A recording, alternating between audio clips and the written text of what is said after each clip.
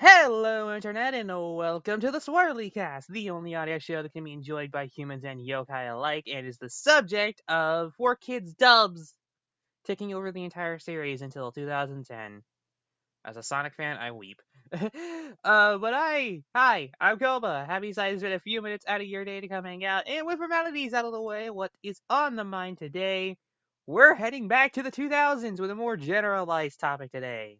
So, you know how this show was mainly focused on games? Well, turns out we're going to be doing a complete flip of the formula today so that we can talk about a particular anime that happened. Though it just so happens to relate with a video game, so it doesn't too off topic, but hey, I felt like talking about it, so here we are. We're talking about Sonic X, which was a series that was launched in the early 2000s and for some odd reason had episodes aired in 2019 in Japan.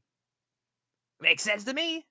So, what exactly is this show that kind of made it so beloved? Well, for a time, it was kind of the only Sonic show that was on public broadcasting at the time. Because, you know, everybody remember the CW and all that other stuff, Foxbox and all that other stuff? Man, I remember watching Kirby's Drive Back at You on that thing. It was really good. Probably going to be another episode in the future, but, details. And yeah, that was just sort of everybody's first exposure to Sonic at the time. It definitely had the energy of the games by its side because, this was written when the Adventure era was still going on, so it wasn't quite at the point where it's the Dark Age stuff, when everything started being just a little bit more serious, which, to be fair, I kind of like in a weird, sort of lovable way. But at the same time, I do like simplicity, and Sonic X delivers that in spades. So let's go ahead and talk about what exactly you're going to be getting out of this show because it's kind of a doozy. So let's go ahead and discuss which version you should watch.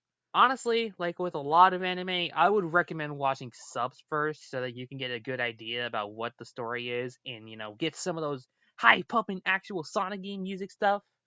Because, yeah, there was a lot of changes in the dub, mainly just because it was for kids. I realize that as a double meaning. But yeah, it was just really weird and off putting at the first sight. Though this would be the first time that we got to hear the 4Kids cast reprise their roles as Sonic. Jason Griffith as Sonic and Shadow, Amy Palin as Tails, and Dan Green as Knuckles, and so on. That sort of thing. I really like these guys, honestly, because and they don't deserve to get hated on. I feel like they did eventually improve, but their first showings were not particularly great. It's very much a weird sort of limbo here. Like, they're good, but they're not really good. I feel like once the game started rolling around and we got games like Unleashed and Black Knight, it really felt like these voice actors could start, really going in and being the strongest that they can be because honestly, Sonic X, Jason Griffith, and Black Knight and Unleashed Jason Griffith are totally different things because the voice is more refined, and I kind of like that in a way because it shows that, as time goes on, maybe we could have had something as good as Brian Drummond or other people for voicing Sonic because, yeah, it honestly could have happened, but, Roger came in. Ugh. Not a big fan of his modern Sonic, but we're talking about that. We're talking about other stuff too, so we're getting a little off topic here. So, what exactly is Sonic X? If those of you were wondering. So, what exactly are you going to be getting into when you get watching this series, no matter which version of the show that you watch, whether it be subs or dubs? Well, you eventually start off. Well, you start off with a Chaos Control that sends everybody to Station Square, and we meet a bunch of new human characters. I do not like almost any of them because, well, for one thing, Chris is annoying, and I'm pretty sure everybody would agree with me on that. Honestly, I'll take Tom Wachowski from the Sonic movie. Let's just do that. Ugh. And that's basically the premise of the show for the first, major arc.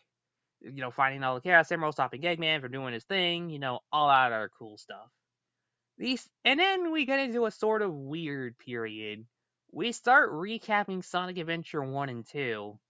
Like, just straight up recapping Adventure 2 in, most cases. except, Chris is there for some unexplained reason. I don't know why he's there, because he doesn't have a purpose, but, I guess we gotta introduce new content to the already established story. And then we get the Metarex saga. No.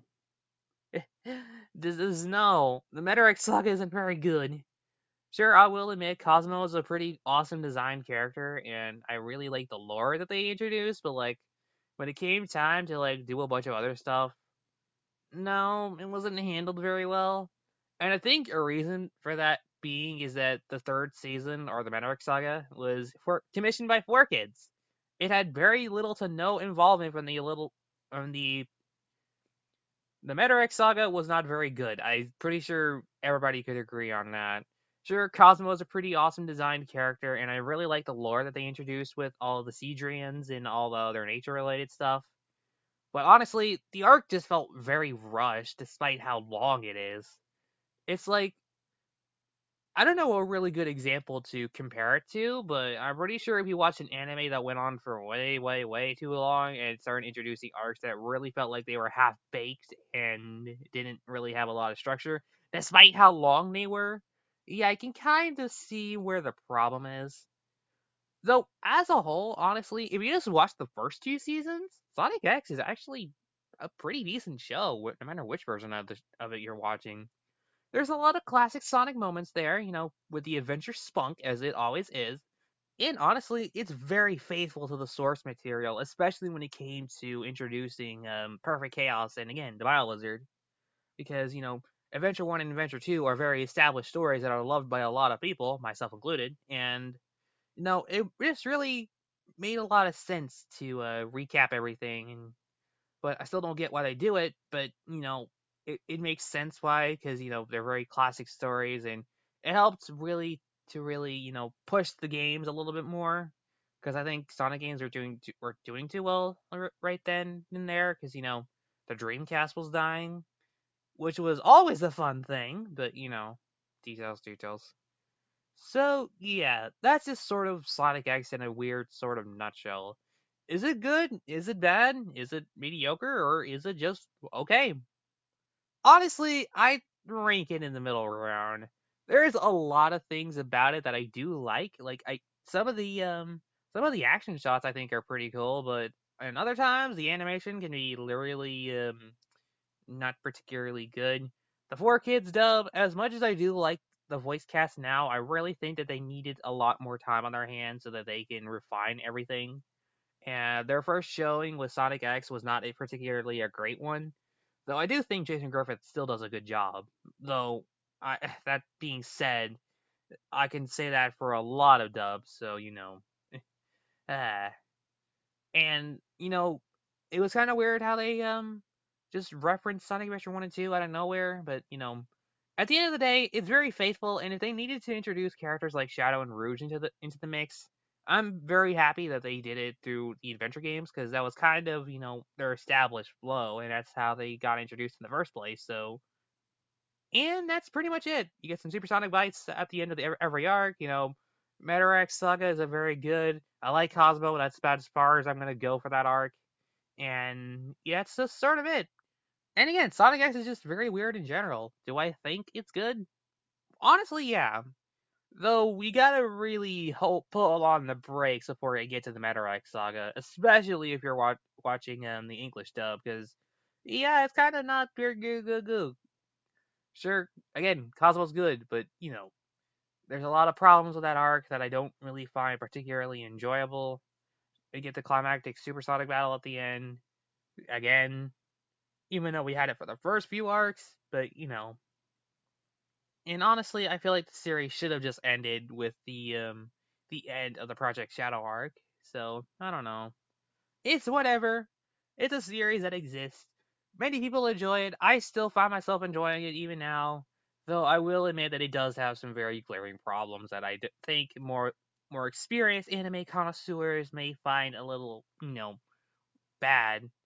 But I still find it in all its cheesy glory, and I'll still watch the English version and the Japanese version, because Both, I think, are equally good and have equal strengths compared to the other. And that's just pretty much my thoughts on Sonic X.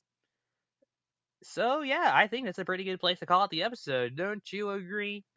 So, with that, this has been Kama, and my friends, fellow viewers, and camaraderies alike, thank you for tuning in to this episode of the SwirlyCast. Until next time, bye bye! I'm never gonna forget about Gotta Go Fast. That will be forever ingrained into my memory.